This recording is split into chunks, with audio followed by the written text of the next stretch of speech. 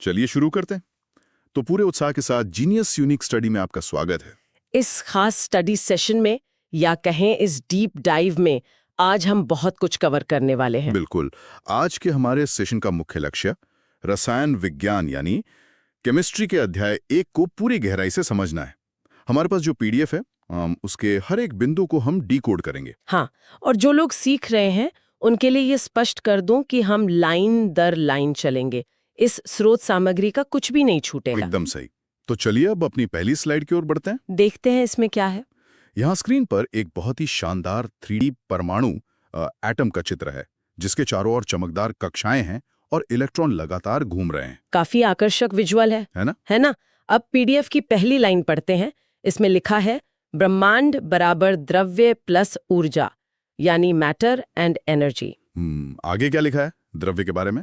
इसमें बताया गया है कि द्रव्य वो है जिसमें भार होता है और जो स्थान घेरता है, लेकिन ऊर्जा अदृश्य होती है, जिसका केवल अनुभव किया जाता है। अच्छा, यहाँ विद्यार्थियों के लिए एक शंका पैदा हो सकती है। अगर ऊर्जा पूरी तरह से अदृश्य है और स्थान नहीं घेरती, तो रसायन विज्ञान में इसे द्रव्य के बिल्कुल बराबर क्यों रखा गया है? ये एक बहुत ही जबरदस्त सवाल है। इसका सीधा सा जवाब यह है कि बिना ऊर्जा के द्रव्य में कोई भी रासायनिक बदलाव संभव ही नहीं है। अच्छा, मतलब ऊर्जा एक तरह का ट्रिगर है। बिल्कुल। बिना ऊर्जा के मैटर एकदम निष्क्रिय है। ये एग्जाम के लिए सबसे बुनियादी कॉन्सेप्ट है, जिसे छात्रों को हमेशा ध्यान में रखना चाहिए। समझ गई, ये एक बहुत ही महत्वपूर्ण बात है। खैर, अब आइए अगली स्लाइड पर नजर डालते हैं। दूसरी स्लाइड। राइट। हाँ, यहाँ एक 3D फ्लो चार्ट बना हुआ है। ये हरे रंग के चमकीले पारदर्शी बक्सों से बना है। विजुअल्स काफी अच्छे हैं इस पीडीएफ के। हाँ, इसमें द्रव्य का वर्गीकरण किया गया है ना? हाँ, तो लाइन बाय लाइन देखें तो द्रव्य को 2 मुख्य भागों में बांटा गया है, मिश्रण और पदार्थ। मिश्रण के नीचे समांगी और विषमांगी लिखा है। और पदार्थ के नीचे तत्व और यौगिक। तत्वों में धातु, अधातु, उपधातु आते हैं, जबकि यौगिक कार्बनिक या अकार्बनिक होते हैं। लेकिन यहाँ एक बहुत बड़ा अलर्ट है। वो क्या? पीडीएफ में स्पष्ट लिखा है कि यौगिक बनने के बाद तत्वों के मूल गुण समाप्त हो जाते हैं। क्या हम इसे किसी उदाहरण से समझ सकते हैं कि गुण आखिर कैसे गायब हो जाते हैं? बिल्कुल समझ सकते हैं। स्रोत में दिए गए उदाहरणों को ही डिकोड करते हैं।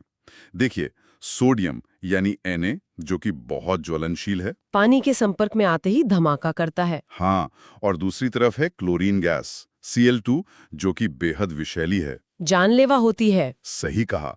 लेकिन जब ये दोनों मिलते हैं तो खाने योग्य नमक बनता है, NaCl। सारे खतरनाक गुण एकदम गायब। छात्रों को ये याद रखना चाहिए, क्योंकि ये एग्जाम में सीधे पूछा जा सकता है। ये सच में एक जादुई प्रक्रिया लगती है ना? चलिए अब अगली स्लाइड की तरफ बढ़ते हैं। Slide number 3। हाँ, और यहाँ मध्य में एक 3D डिजिटल तराजू और एक रूलर स्केल का काफी रोचक चित्र बना है। ये मापन और एसआई इकाइयों के बारे में है। एकदम सही। तो पीडीएफ की लाइनें पढ़ते हैं। यहाँ 7 मूल इकाइयां दी गई हैं। लंबाई के लिए मीटर, द्रव्यमान के लिए किलोग्राम, समय के लिए सेकंड और ताप के लिए केल्विन। राइट। हाँ, और ज्योति तीव्रता के लिए कैंडेला, विद्युत धारा के लिए एम्पेयर और पदार्थ की मात्रा के लिए मोल। और इसके नीचे व्युत्पन्न इकाइयां भी दी गई हैं। बिल्कुल, जैसे बल यानी फोर्स के लिए न्यूटन, कार्य के लिए जूल और शक्ति के लिए वॉट। इनके सूत्र भी दिए हैं, जैसे बल है किलोग्राम मीटर प्रति सेकंड स्क्वायर। यहाँ एक सवाल है, मूल और व्युत्पन्न इकाइयों को याद रखने का सबसे आसान तरीका क्या हो सकता है? इतने सारे फॉर्मूले हैं। इसके लिए एक बहुत ही शानदार एनालॉजी है। जो मूल इकाइयां हैं उन्हें बुनियादी ईंटों की तरह सोचना चाहिए। अच्छा, ईंटें। हाँ, वे स्वतंत्र हैं, और जो व्युत्पन्न इकाइयां हैं वे उन्हीं ईंटों से बनी हुई इमारतें हैं। मीटर और सेकंड रूपी ईंटों को जोड़कर ही बल या गति जैसी इमारतें बनती हैं। ये ईंट और इमारत वाला उदाहरण काफी सटीक है ना? ठीक है, अब अगली स्लाइड को देखते हैं। स्लाइड 4, महत्वपूर्ण मात्रक और रूपांतरण। हाँ, यहाँ के 3D चित्र में एक आकाशगंगा, लोहे के वजन और एक स्टॉपवॉच के प्रतीक को हाईलाइट किया गया है। स्पेस, मास और टाइम को दर्शाने के लिए। बिल्कुल। चलिए लाइन बाय लाइन पढ़ते हैं। अंतरिक्ष के लिए लिखा है 1 प्रकाश वर्ष बराबर 9.46 गुणा 10 की घात 15 मीटर और 1 पारसेक बराबर 3.08 गुणा 10 की घात 16 मीटर। और द्रव्यमान के लिए एक माइक्रोग्राम होता है 10 की घात -9 किलोग्राम और एक मीट्रिक टन होता है 10 की घात 3 किलोग्राम। और समय के पैमाने भी काफी दिलचस्प है। हाँ, एक नैनोसेकंड मतलब 10 की घात -9 सेकंड और एक सौर दिवस में 24 गुणा 3600 सेकंड होते हैं। यहाँ एक डाउट आता है, अंतरिक्ष मापने के लिए हम साधारण मीटर का उपयोग क्यों नहीं कर सकते? पार्सेक जैसी इकाइयों की क्या जरूरत है? इसका कारण बहुत व्यवहारिक है। पार्सेक और प्रकाश वर्ष बहुत बड़ी दूरियों को दर्शाने के लिए बनाए गए हैं। अगर हम मीटर का इस्तेमाल करेंगे तो संख्याएं इतनी बड़ी हो जाएंगी कि कागज पर फिट ही नहीं होंगी। मतलब कैलकुलेशन में गलतियां होने की पूरी संभावना है। एकदम सही। और परीक्षा में जब न्यूमेरिकल्स आते हैं तो ये कन्वर्जन बहुत काम आता है। समझ गई। तो चलिए अगली स्लाइड की ओर कदम बढ़ाते हैं। मापन में अनिश्चितता। हाँ, स्लाइड 5। यहाँ एक तीरंदाजी के 3D लक्ष्य वाले बोर्ड का चित्र है जहाँ तीर लगे हुए हैं। ये यथार्थता बनाम परिशुद्धता को दिखाता है। एक्यूरेसी और प्रिसिजन, राइट? बिल्कुल। पीडीएफ में यथार्थता की परिभाषा दी है कि यह प्रायोगिक मान और वास्तविक मान के अंतर को दर्शाती है। मतलब कोई मापन कितना सही है। और परिशुद्धता? परिशुद्धता ये बताती है कि मापन कितनी गहराई या सूक्ष्मता से किया गया है। इसमें एक लाइन लिखी है कि जहां यथार्थता कम होती है वहां भी मान परिशुद्ध हो सकता है। और नीचे त्रुटि निकालने का सूत्र भी है। हाँ, प्रायोगिक प्रतिशत त्रुटि बराबर प्रमाणित मान माइनस प्रायोगिक मान बटे प्रमाणित मान और फिर पूरे का 100% से गुणा। इस तीर वाले चित्र पर एक शंका है। क्या कोई प्रयोग सच में बहुत अधिक परिशुद्ध हो सकता है लेकिन यथार्थ बिल्कुल नहीं? हाँ, बिल्कुल हो सकता है। इसी चित्र का उपयोग करते हुए समझते हैं। मान लीजिए सभी तीर एक ही जगह पर लगे, मतलब एक ही बिंदु पर, तो वो परिशुद्ध है। क्योंकि तीरंदाज बार बार एक ही जगह मार रहा है। एकदम सही। लेकिन अगर वो जगह लक्ष्य यानी बुलजाई से बहुत दूर है, तो उसकी यथार्थता बिल्कुल शून्य है। वो सही जगह पर नहीं है। अच्छा, मतलब मशीन एक ही गलत उत्तर बार बार दे रही है। बिल्कुल सटीक पकड़ा। अब हम अगली स्लाइड पर आते हैं। स्लाइड 6, सार्थक अंक। हाँ, सार्थक अंक ज्ञात करने के नियम। यहाँ एक बड़े 3D आवर्धक लेंस मैग्नीफाइंग ग्लास का चित्र है।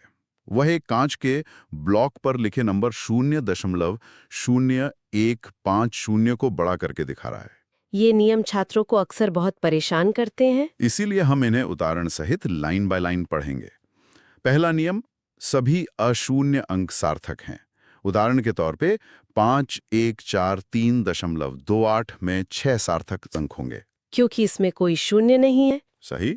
दूसरा नियम, दो अशून्य के बीच के शून्य सार्थक हैं, जैसे 1.004 में 4 सार्थक अंक हैं।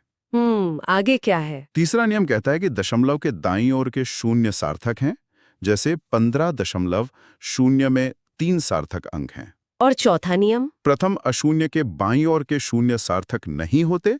उदाहरण के लिए 0.015 में केवल 2 सार्थक अंक हैं। और आखिरी नियम? बिना दशमलव वाली संख्या के अनुगामी शून्य यानी ट्रेलिंग जीरोस सार्थक नहीं होते। जैसे 12,400 में केवल 3 सार्थक अंक हैं। यहाँ एक बहुत बड़ा विरोधाभास लगता है अंतिम दो नियमों के बीच। 15.0 में शून्य गिना गया, लेकिन 12,400 में पीछे के शून्य नहीं गिने गए। ऐसा क्यों? ये बहुत ही जायज शंका है। इसका जवाब इस बात में छिपा है कि दशमलव ही वो चीज है जो मापन यंत्र की सूक्ष्मता तय करती है। मतलब जब हम दशमलव लगाते हैं तो हम दावा करते हैं कि हमारी मशीन ने उस बिंदु तक सटीक मापा है। लेकिन बिना दशमलव वाली संख्या में जो पीछे के शून्य होते हैं, वे सिर्फ संख्या को आकार देने के लिए होते हैं। वे मापन की गारंटी नहीं देते, इसलिए वे महत्वहीन हो जाते हैं। ओहो, अब समझ में आया कि विज्ञान केवल उतने का ही दावा करता है जितना वो माप सकता है। बिल्कुल। चलिए अब अगली स्लाइड को एक्सप्लोर करते हैं। रासायनिक संयोग के नियम, भाग 1। हाँ, यहाँ एक 3D पुराने जमाने के सुनहरे तराजू का दृश्य है। एक तरफ 100 ग्राम कैल्शियम कार्बोनेट का पत्थर है और दूसरी तरफ 56 ग्राम कैल्शियम ऑक्साइड और 44 ग्राम कार्बन डाइऑक्साइड का जार है और तराजू पूरी तरह से संतुलित है। ये तो द्रव्यमान संरक्षण के नियम का साक्षात उदाहरण है। एकदम सही। पीडीएफ की पहली लाइन यही है, द्रव्यमान संरक्षण नियम। इसके अनुसार अभिकारक का कुल द्रव्यमान हमेशा उत्पाद के कुल द्रव्यमान के बराबर होता है। और दूसरा नियम क्या है? दूसरा है स्थिर अनुपात का नियम। इसके अनुसार यौगिकों में तत्वों का अनुपात हमेशा स्थिर होता है। उदाहरण के लिए H2O में हाइड्रोजन व ऑक्सीजन का अनुपात हमेशा 1:8 होता है। और तीसरा? तीसरा है गुणित अनुपात का नियम। जब दो तत्व मिलकर कई यौगिक बनाते हैं तो उनका अनुपात एक सरल गुणित होता है। कोई उदाहरण? हाँ, पीडीएफ में दिया है। N2O, NO और N2O3 में ऑक्सीजन का अनुपात 1:2:3 है। मुझे दूसरे नियम पर एक सवाल पूछना है। स्थिर अनुपात का मतलब क्या ये है कि पानी चाहे लैबोरेटरी में बने या बारिश से आए, उसका अनुपात हमेशा 1:8 ही रहेगा? 100%। ये कभी नहीं बदलता। पानी कहीं का भी हो, ये नियम लागू होगा। और छात्रों को ये ध्यान रखना चाहिए कि ये एक बहुत ही महत्वपूर्ण बहुविकल्पीय प्रश्न यानी MCQ कॉन्सेप्ट है। ये तो बहुत ही बुनियादी लेकिन गहरी बात है। आगे बढ़ते हुए अगली स्लाइड को देखते हैं। स्लाइड 8। ये भी रासायनिक संयोग के नियम और डाल्टन सिद्धांत पर है। हाँ, यहाँ एक चमकदार 3D त्रिकोण है जिसके कोनों पर H, O और S लिखे हैं और वे मिलकर H2O, SO2 और H2S बना रहे हैं। ये व्युत्क्रम अनुपात के नियम को दर्शा रहा है। बिल्कुल। पीडीएफ की लाइन कहती है, व्युत्क्रम अनुपात का नियम तीन तत्वों के बीच संयोग के सरल अनुपात को बताता है। इसके बाद पांचवा नियम है गेलू-साक का नियम। ये गैसीय अभिक्रियाओं के लिए है ना? हाँ, इसमें लिखा है कि गैसीय अभिक्रियाओं में आयतनों का सरल पूर्णांक अनुपात होता है। उदाहरण के लिए H2 + Cl2 से 2HCl बनता है। इसका अनुपात 1:1:2 होता है। और इसके बाद डाल्टन का परमाणु सिद्धांत दिया है। जी, इसमें 3 मुख्य बिंदु हैं। पहला, पदार्थ अविभाज्य सूक्ष्म कणों यानी परमाणुओं से बना है। दूसरा, एक तत्व के सभी परमाणु समान होते हैं। और तीसरा, परमाणु अविनाशी है, उसे नष्ट नहीं किया जा सकता। मुझे इस तीसरे बिंदु पर थोड़ी शंका है। क्या परमाणु सच में अविनाशी है? आज के समय में तो हम जानते हैं कि परमाणु को तोड़ा जा सकता है। यह एक बहुत ही स्मार्ट सवाल है। देखिए, आधुनिक भौतिकी के अनुसार परमाणु टूट सकता है, लेकिन रासायनिक स्तर पर यानी केमिकल रिएक्शंस में परमाणु कभी नष्ट नहीं होता। अच्छा, मतलब रसायन विज्ञान के संदर्भ में डाल्टन सही थे। बिल्कुल। डाल्टन ने यही समझाया था और परीक्षा में छात्रों को यह सिद्धांत ज्यों का त्यों ही लिखना होता है। समझ गई। संदर्भ का ध्यान रखना बहुत जरूरी है। ठीक है, तो अब अगली स्लाइड की तरफ चलते हैं। स्लाइड 9, ग्राम परमाणु, अणु और परिकल्पनाएं। इस स्लाइड में हरे रंग के 3D पारदर्शी बक्सों का चित्र है जिनमें छोटे छोटे कण तैर रहे हैं। चलिए सूत्र पढ़ते हैं। ग्राम परमाणु बराबर होता है ग्राम में मात्रा बटे परमाणु भार। और ग्राम अणु? ग्राम अणु बराबर होता है ग्राम में मात्रा बटे अणु भार। इसके बाद दो बहुत महत्वपूर्ण परिकल्पनाएं दी गई हैं। बर्जीलियस और अवोगैड्रो की। हाँ, बर्जीलियस की परिकल्पना कहती है कि समान ताप व दाब पर गैसीय आयतनों में परमाणुओं की संख्या समान होती है। और अवोगैड्रो की परिकल्पना? अवोगैड्रो के अनुसार समान ताप व दाब पर गैसीय आयतनों में अणुओं की संख्या समान होती है। एक मिनट, इन दोनों के बीच बहुत ही बारीक अंतर लग रहा है। बर्जीलियस परमाणुओं की बात कर रहे हैं और अवोगैड्रो अणुओं की। ऐसा क्यों? यहीं पर सारा खेल है। सारा खेल परमाणु यानी एटम्स और अणु यानी मॉलिक्यूल्स शब्दों का है। अच्छा। हाँ, अवोगाद्रो ने सही पहचाना कि गैसें अकेले परमाणु के रूप में नहीं बल्कि अणु के रूप में रहती हैं, जैसे O2 या H2। और एग्जामिनर यहीं पर छात्रों को फंसाते हैं। शब्द ध्यान से पढ़ने चाहिए। ये तो बहुत ही अहम अलर्ट है। चलिए अब अपनी सबसे महत्वपूर्ण अगली स्लाइड पर आते हैं। The mole concept. जी हाँ, यहाँ एक 3D चमकते हुए पारदर्शी घन का चित्र है जिसके अंदर अनगिनत सुनहरे कण भरे हैं और उस पर लिखा है 1 मोल = 6.022 × 10⁻23। ये संख्या तो रसायन विज्ञान की पहचान है। बिल्कुल। पीडीएफ में लिखा है कि 1 मोल का आयतन एनटीपी पर 22.4 लीटर होता है। और यहाँ एनटीपी को भी समझाया गया है। हाँ, एनटीपी मतलब नॉर्मल टेम्परेचर एंड प्रेशर, जहाँ T बराबर 0 डिग्री सेल्सियस या 273 केल्विन होता है और P बराबर 1 एटमॉस्फेयर होता है। यहाँ पीडीएफ में प्रेशर 76 मिलीमीटर लिखा है। वैसे प्रेशर 760 मिलीमीटर होता है ना? हाँ, तकनीकी रूप से 760 होता है, लेकिन क्योंकि पीडीएफ में 76 लिखा है, तो हमें उसी का उल्लेख करना है। इसके बाद एक उदाहरण है 36 ग्राम जल बराबर 2 मोल, जो कि 12.044 गुणा 10 की घात 23 अणु के बराबर है। यहाँ एक बुनियादी शंका ये होती है कि इस मोल की आवश्यकता ही क्यों पड़ी? इसका कारण बहुत ही मजेदार है। इसे एक एनालॉजी से समझते हैं। जैसे अगर आपको 12 केले गिनने हों, तो आप उन्हें 1 दर्जन कह देते हैं, है ना? हाँ, बिल्कुल। वैसे ही सूक्ष्म कणों की गिनती इतनी विशाल होती है कि रसायन विज्ञानियों को अपना एक दर्जन बनाना पड़ा, और उसी बड़े दर्जन का नाम मोल है। अरे वाह! केलो वाला उदाहरण इसे बहुत आसान बना देता है। अब अगली स्लाइड पर चलते हैं। स्लाइड 11, स्टाइशियोमेट्री और सीमांत अभिकर्मक। यहाँ 3D जिगसॉ पजल के टुकड़ों का विजुअल है जो एक परफेक्ट रासायनिक समीकरण बना रहे हैं। ये समीकरण संतुलन के बारे में है। हाँ, पीडीएफ पढ़ते हैं। स्टाइशियोमेट्री का मतलब है रासायनिक समीकरण में अभिकारक तथा उत्पाद के गुणांक। चित्र के अनुसार 1 Zn प्लस 2 HCl से 1 ZnCl2 प्लस 1 H2 बन रहा है। और सीमांत अभिकर्मक यानी लिमिटिंग रिएजेंट क्या है? लाइन के अनुसार अभिक्रिया में जो अभिकारक संपूर्ण रूप से उपयोग हो जाता है, वो उत्पाद की मात्रा निर्धारित करता है। क्या हम इस सीमांत अभिकर्मक को असल जिंदगी के किसी उदाहरण से जोड़ सकते हैं? बिल्कुल जोड़ सकते हैं। मान लीजिए एक साइकिल बनाने का कारखाना है। ठीक है। अगर आपके पास 10 टायर हैं, पर साइकिल का फ्रेम केवल 2 हैं, तो आप कितनी साइकिलें बना पाएंगे? जाहिर है केवल 2 साइकिल्स बनेंगी। बिल्कुल, क्योंकि फ्रेम खत्म हो गया। यहाँ फ्रेम सीमांत अभिकर्मक है, प्रतिक्रिया वही रुक जाएगी। ये उदाहरण एकदम सटीक है। फ्रेम ने ही उत्पाद की मात्रा तय की। चलिए अब अगली स्लाइड पर नजर डालते हैं।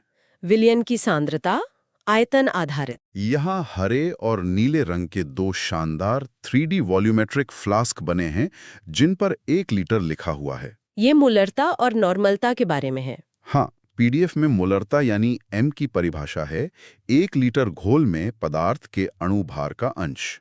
इसका सूत्र है ग्राम प्रति लीटर मात्रा बटे अणु भार। और नॉर्मलता यानी एन क्या है? नॉर्मलता की लाइन है 1 लीटर घोल में पदार्थ के तुल्यांकी भार का अंश। सूत्र है ग्राम प्रति लीटर मात्रा बटे तुल्यांकी भार। एक सवाल, अगर दोनों में ही 1 लीटर घोल की बात हो रही है, तो इन दोनों की अलग-अलग जरूरत क्या है? ये बहुत ही शानदार सवाल है। इसका जवाब अणु भार बनाम तुल्यांकी भार में छिपा है। यही वो चाबी है जो बताती है कि कोई रसायन प्रतिक्रिया में कैसे हिस्सा लेता है। कुछ रसायन दुगनी या तिगनी ताकत से रिएक्ट करते हैं, जिसे नॉर्मलता मापती है। अच्छा, मतलब उनकी रिएक्ट करने की क्षमता? बिल्कुल। ठीक है, आगे बढ़ते हैं और अगली स्लाइड को समझते हैं। विलयन की सांद्रता द्रव्यमान आधारित। यहाँ एक 3D डिजिटल मशीन का दृश्य है, जिस पर एक बीकर में सफेद पाउडर रखा है और मशीन 1000 ग्राम दिखा रही है। ये मोललता के बारे में है। हाँ, पीडीएफ कहता है कि मोलैलिता यानी स्मॉल m का मतलब है 1000 ग्राम विलायक में घुले विलेय के मोल। सूत्र है 1000 ग्राम विलायक में मात्रा बटे अणु भार। और इसके नीचे मोल प्रभाज भी है। जी, मोल प्रभाज यानी x ये विलेय या विलायक के मोलों का कुल मोलों से अनुपात है। मुझे एक चीज में बहुत भ्रम होता है। मोलैलिता और मोललता के नाम लगभग एक जैसे हैं। इन्हें याद कैसे रखा जाए? इसका एक बहुत ही मजेदार ट्रिक है, ध्यान से सुनिए। बताइए। मोललता में वजन यानी द्रव्यमान की बात होती है, जबकि मोलरता में लीटर यानी आयतन की बात होती है। यह फर्क छात्रों को रट लेना चाहिए। ये ट्रिक वाकई काम की है। अब इस तुलना वाली अगली स्लाइड पर आते हैं। स्लाइड 14, सांद्रता मापन की तुलना। यहाँ 3D सुनहरे बॉर्डर वाली एक शानदार टेबल है। चलिए टेबल का डेटा पढ़ते हैं। मोलरता आयतन पर आधारित है और इस पर तापमान का प्रभाव पड़ता है। और नॉर्मलता पर भी। हाँ, नॉर्मलता भी आयतन पर आधारित है, तो उस पर भी तापमान का प्रभाव पड़ता है। लेकिन मोललता द्रव्यमान पर आधारित है। बिल्कुल, और इसीलिए उस पर तापमान का कोई प्रभाव नहीं पड़ता। यह सबसे सटीक है। मोल प्रभाज भी मोलों की संख्या पर है, तो वह भी तापमान से स्वतंत्र है। इसका निष्कर्ष क्या है? पीडीएफ की निष्कर्ष लाइन कहती है कि द्रव्यमान तापमान के साथ नहीं बदलता, इसलिए मोललता मोलरता से अधिक सटीक होती है। ये पॉइंट इतना महत्वपूर्ण क्यों है? क्योंकि यह वाइवा और बोर्ड परीक्षाओं का सबसे पसंदीदा प्रश्न है। परीक्षक अक्सर पूछते हैं कि गर्मी या सर्दी में कौन सा मापन नहीं बदलेगा, और उत्तर है मोललता। समझ गई। ये तो पक्का याद रखना है। और अब हम आज के सेशन की अपनी अंतिम स्लाइड पर चलते हैं। Master formula sheet. यहाँ एक 3D खुली हुई रहस्यमय किताब का वर्णन है, जिसमें से चमकदार गणित के प्रतीक हवा में उड़ रहे हैं। देखने में तो ये रसायन विज्ञान का कोई जादुई ग्रंथ लग रहा है। सच में इसमें सारे सूत्र एक साथ हैं। प्रतिशत त्रुटि का सूत्र है डेल्टा A/A गुणा 100%। और मात्रा निकालने का। ग्राम में मात्रा बराबर mmv/1000। और फिर है इस अध्याय की जान, द मोल ट्रिनिटी यानी त्रिमूर्ति। ये त्रिमूर्ति क्या है? PDF के अनुसार 1 मोल बराबर 6.022 गुणा 10 की घात 23 कण, जो बराबर है 22.4 लीटर के, और वो बराबर है अणुभार के। और आखिर में वो प्रेरणादायक वाक्य लिखा है, अभ्यास सफलता की कुंजी है। बिल्कुल। ये त्रिमूर्ति वाला सूत्र असल में काम कैसे करता है? ये इस पूरे अध्याय का अल्टीमेट शॉर्टकट है। अगर विद्यार्थी इस त्रिमूर्ति को समझ ले तो वे किसी भी न्यूमेरिकल को आसानी से हल कर सकते हैं। ये वजन, आयतन और कणों की संख्या के बीच का सीधा पुल है। मतलब एक तीर से 3 निशाने। एकदम सही। तो इस डीप डाइव को समेटते हुए हम कह सकते हैं कि हमने द्रव्य की बहुत ही बेसिक परिभाषा से शुरुआत की थी। हाँ, पदार्थ और ऊर्जा से। और फिर हम उसे मापने के सबसे सटीक तरीकों जैसे मोललता और इस जादुई त्रिमूर्ति सूत्र तक पहुंचे। ये सफर सच में बहुत ज्ञानवर्धक रहा, और जो लोग इसे सीख रहे हैं उनके लिए मैं अंत में एक विचार छोड़ना चाहूंगी। बिल्कुल, बताइए। रसायन विज्ञान केवल प्रयोगशालाओं या रसायनों का अध्ययन नहीं है। ये असल में ब्रह्मांड की भाषा है, जिसे हम गणित के माध्यम से डिकोड कर रहे हैं। बहुत गहरी बात है। जरा सोचिए, 1 मोल पानी के कणों को गिनना पूरी पृथ्वी की रेत के कणों को गिनने से भी बड़ा काम है। अरे बाप रे, ये तो सच में रोंगटे खड़े कर देने वाली बात है। ब्रह्मांड की विशालता और परमाणुओं की सूक्ष्मता का क्या अद्भुत मेल है। यही विज्ञान का असली